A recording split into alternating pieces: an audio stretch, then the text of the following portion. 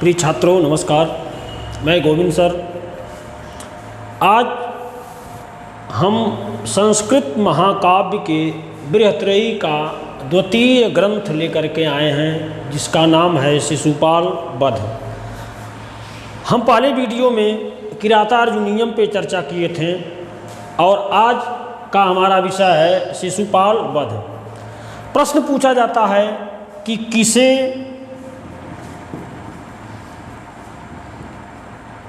बृहत्त्रयी का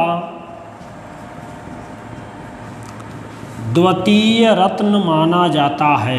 तो बृहत्त्रयी का द्वितीय रत्न क्या है? शिशुपाल वधम।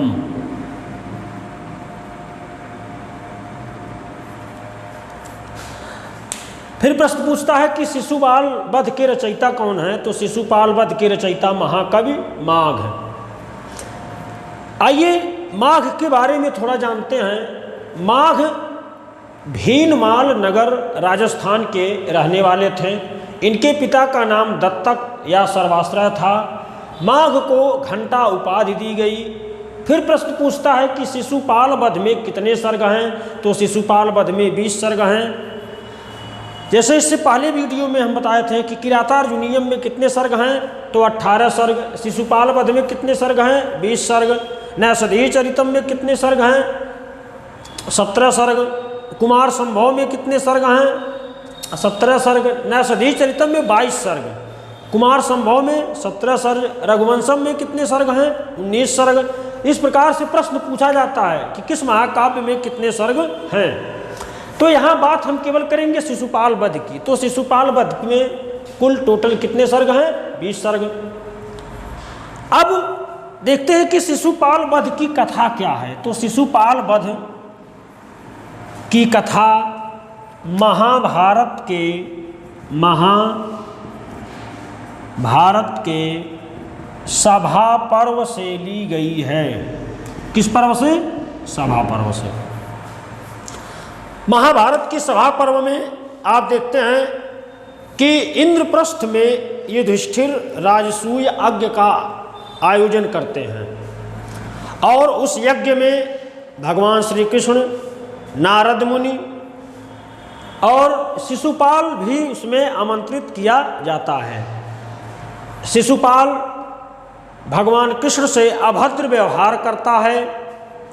भगवान कृष्ण शिशुपाल की 99 गलतियों को माफ़ करते हैं और 100वें गलती पर उसकी हत्या कर दी जाती है। तो ये शिशुपाल वध की जो है मुख्य कथा है। प्रश्न पूछता है कि राजसूय यज्ञ का आयोजन कहाँ किया गया? तो राजसूय यज्ञ का आयोजन इंद्रप्रस्थ में किया गया। और कौन यज्ञ का आयोजन करवाया था? युधिष्ठिर के यहाँ राजसूय यज्ञ हो रहा था।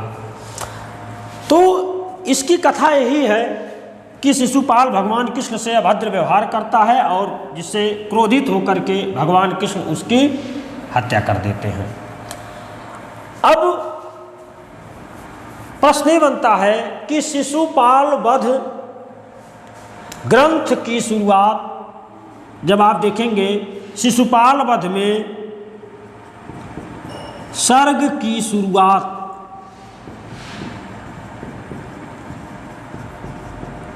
श्री शब्द से और सर्गांत यानी सर्ग का अंत भी किस शब्द से हुआ है? श्री शब्द से। जैसे हम आपको बताए थे किरातार्जुनीयम में कि प्रथम सर्ग की शुरुआत श्री शब्द और अंतिम सर्ग का अंतिम श्लोक जो है किस नाम से था? लक्ष्मी शब्द से। तो पूछा जाता है कि किसे लक्ष्मी सर्गांत महाकाव्य कहा जाता है? तो लक्ष्मी सर्गांत महाकाव्य किरातार्जुनीयम को कहा जाता है। और फिर पूछता है कि श्री सर्गांत महाकाव्य किसे कहा जाता है? तो श्री सर्गांत महाकाव्य जो है शिशुपाल वध को कहा जाता है। आइए अगला प्रश्न देखते हैं। माघ को उपाधि क्या मिली? तो माघ को घंटा उपाधि मिली। ये प्रश्न बहुत चर्चित प्रश्न है, इसको ध्यान दीजिएगा कि घंटा विशेषण किसे दिया गया? तो महाकवि माघ को। फिर है शिशुपाल वध का जो प्रथम सर्ग है उसका पहला श्लोक किस छंद में है? तो शिशुपाल वध के प्रथम सर्ग का प्रथम श्लोक वंशस्थ छंद में है। किस छंद में है?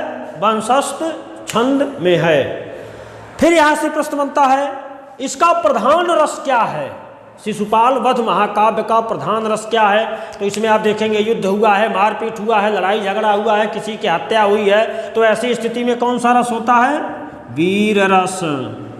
प्रधान रस क्या है? वीर रस। अब यहां से और प्रश्न पूछा जाता है कि शिशुपाल वध के मंगलाचरण में किसकी उपासना की गई है? तो शिशुपाल वध के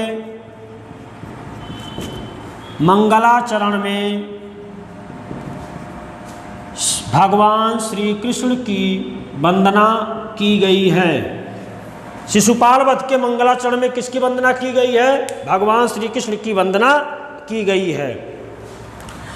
फिर एक प्रश्न पूछता है कि शिशुपाल वध में किस पर्वत का वर्णन मिलता है? तो शिशुपाल वध में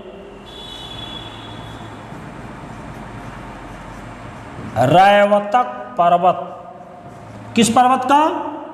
रैवतक पर्वत की चर्चा की गई है।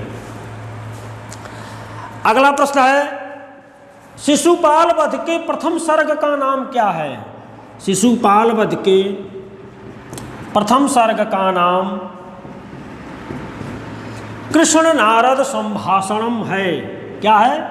कृष्ण नारद संभाषणम। शिशुपाल वध के प्रथम सर्ग का नाम क्या है? कृष्ण नारद संभाषणम। अगला प्रश्न है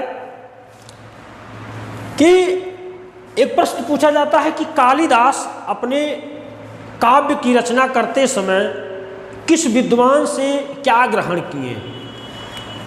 माघे सन्ति त्रयो गुणाः। एक उक्त चर्चित है कि माघे सन्ति त्रयो गुणाः।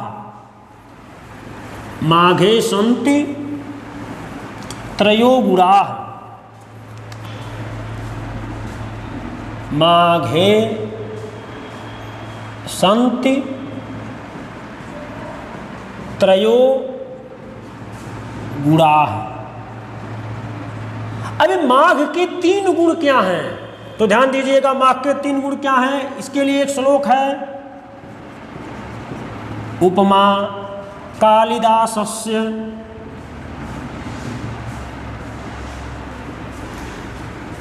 भारवे अर्थगौरवम्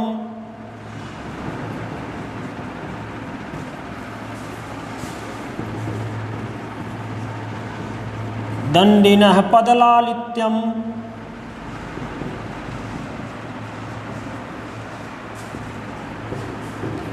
माघे सन्ति त्रयो गुणाः।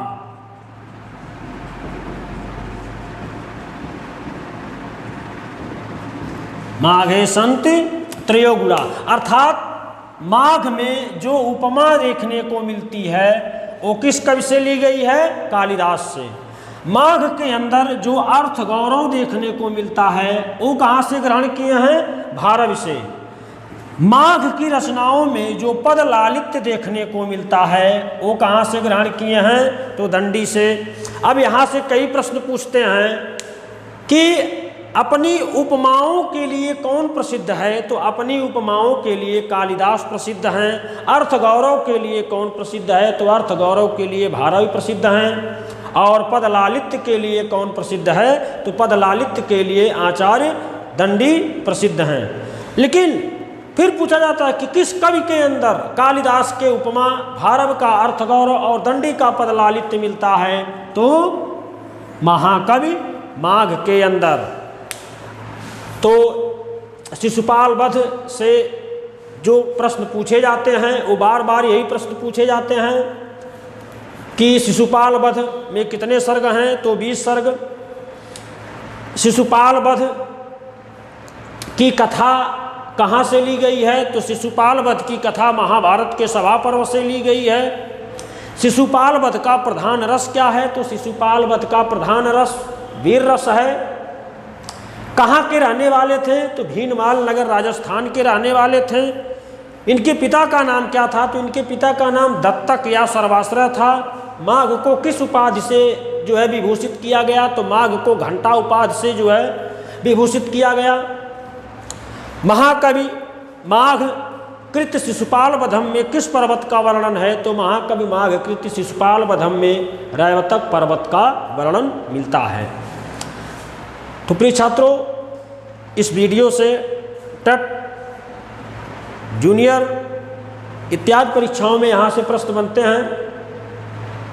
अब हम संस्कृत बृहत्त्रयी के तृतीय रत्न की बात अगले वीडियो में करेंगे। तब तक के लिए नमस्कार।